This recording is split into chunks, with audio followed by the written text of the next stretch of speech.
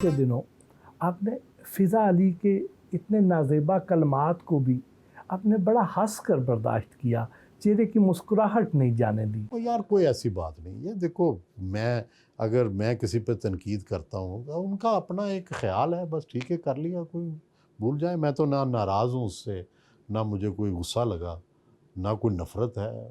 मेरा तो ख्याल है मुझे अगर मौका मिले तो मैं सबसे पहले फ़िज़ा अली का इंटरव्यू करूँ और उसकी मिन्नत करूँ, माफ़ी मांगूँ उससे, कोई मेरे से गलती हो गई है। अदाकारा सबा कमर यूट्यूब चैनल पर आपकी डमी बनाकर काफ़ी अजीब-अजीब उसके साथ सवाल किए। जब इस तरह के मीम्स बनते हैं तो आप क्या महसूस करते हैं? नहीं, मैं बुरा नहीं महसूस करता। मैं तो समझता हूँ कि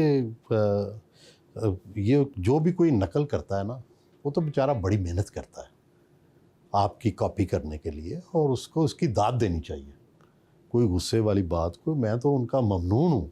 तमाम लोगों ने जिन्होंने मेरी मीम्स बनाई है या नकल करते हैं, मैं तो पहले दिन से उनका हमेशा से शुक्रगुज़ार रहा हूँ। नॉर्मली आप अपने आप पे बड़ा कंट्रोल रखते हैं।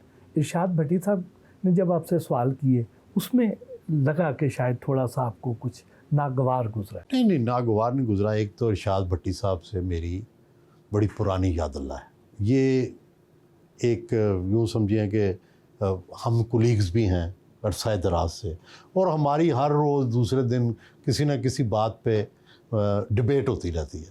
तो वो भी एक डिबेट थी, ठीक है ना? तो वो यूँ समझें कि वो जिस तरह अपने ड्राइंग रूम में बैठ के आप अपने दोस्त के साथ डिबेट नहीं करते, तो वो उस तरह की थी कि जिसमें मैं उन्हें हो सकता है 1-2 ताने मैंने मारे हों, 2-4 उन्होंने मारे हों, पर ठीक है।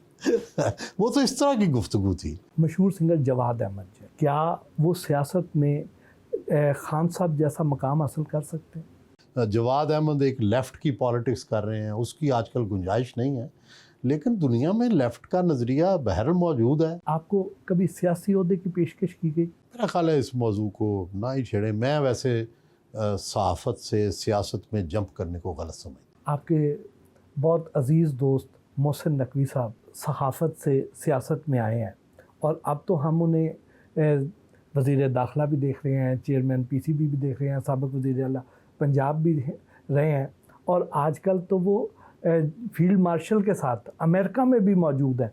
तो क्या मोहसिन नकवी साहब को आप मुस्तकबिल करीब में वज़ीर आज़म पाकिस्तान बनता भी देख रहे हैं? मोहसिन नकवी मेरा बहुत करीबी दोस्त है। वो तो उस वक्त CNN के रिपोर्टर थे, उस वक़्त से मेरी दोस्ती है। मुझे क्या पता था वो वज़ीर दाखिला बन जाएंगे या इतने बड़े ओहदे पे चले जाएंगे। बाकी सियासत उनकी है। मैं तो जिस दिन वो पहले दिन चीफ मिनिस्टर बने थे, मैंने उसी दिन पहले दिन उन्हें कहा था कि आप अब सियासत में एंटर हो चुके हैं।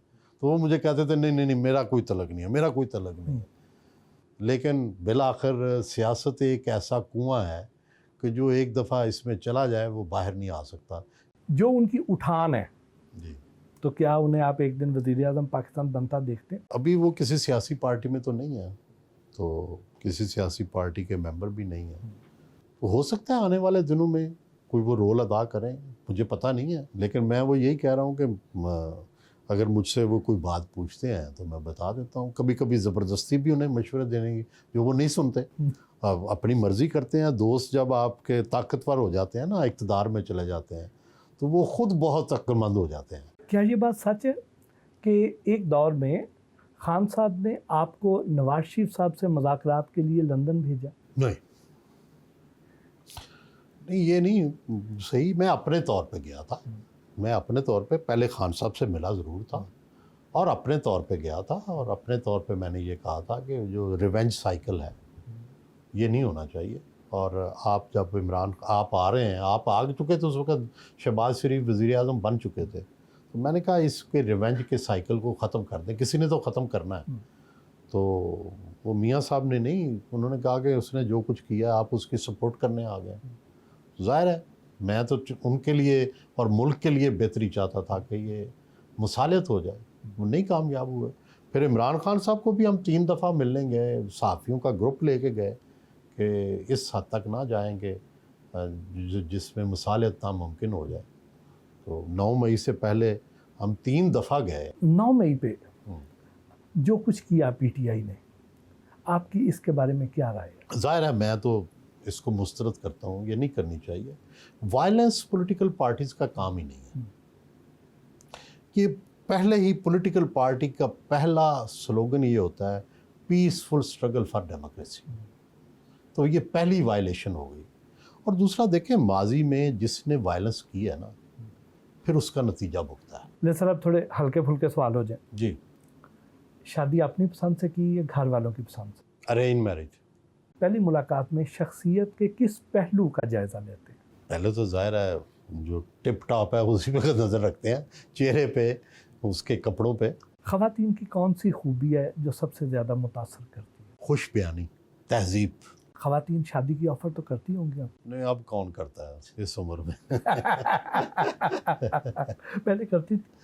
नहीं, एक वक्त तो था उस ज़माने में, तो जब एलिजिबल बैचलर थे हाँ। तब तो बड़ी थी।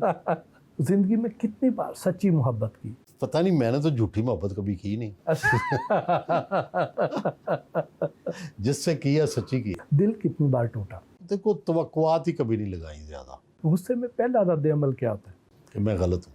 क्या शौक से खाते हैं? हर वो चीज़ जो मोटा करे। खुद भी कुकिंग कर लेते हैं? नहीं नहीं फिल्म, ड्रामा और म्यूज़िक से किस हद तक लगाव है? जी, आर्ट से बहुत लगाव है, लेकिन मुझे आहिस्ता आहिस्ता जो फिल्म देखना या टीवी देखना, या उससे आहिस्ता आहिस्ता मैं हट गया हूँ। बस अब किताबें जो हैं वो मेरी ज़िंदगी में ज़्यादा अहम है। सोशल मीडिया को कितना टाइम देते हैं? सोशल मीडिया मैं देखता हूँ, लेकिन बहुत ज़्यादा अहमियत नहीं देता। आपका सबसे कीमती असासा? मेरी किताबें, मेरे प्रोग्राम। अगर आपकी जासूसी पर किसी को मामूर किया जाए तो उस पर सबसे पहला इंकशाफ क्या होगा? कि ये बड़ा ही फजूल आदमी। ये जो इतनी नवाज़शात हुई आप पर, इसके पीछे क्या है? दुआ है, कोई खैर खराय? वालदैन क्या की, है? वालदैन की दुआई होती है सबसे ज़्यादा, तो वो लगती है। ठीक है, तो मैं समझता हूँ कि बड़ी अजीब सी बात है कि मेरे वालिद, मेरे दादा और मेरे नाना मेरे से बहुत बड़े आदमी थे, और उनको शोहरत ना मिली या मकाम जो हमें गलती से या सही तरीके से मिल गया, उसके वो हकदार थे। तो मेरा ख्याल है कि उनकी कोई रूह का एक आधा हिस्सा हमें भी मिल गया होगा। तो मेरा ख्याल है कि ये कमाल उनका है। मैं उनके मुकाबले में जब भी अपने आप को देखता हूँ बहुत हकीर पाता हूँ। मैंने अपने दादा की जो बातें सुनी हुई हैं, मैंने तो उनको देखा नहीं। ठीक है, नाना को मैंने देखा है छोटे, वालिद को मैंने देखा है, he died at the very young age of 48। ठीक है, लेकिन मैं सोचता हूँ तो उनके मामले में वो बहुत बड़े आदमी थे।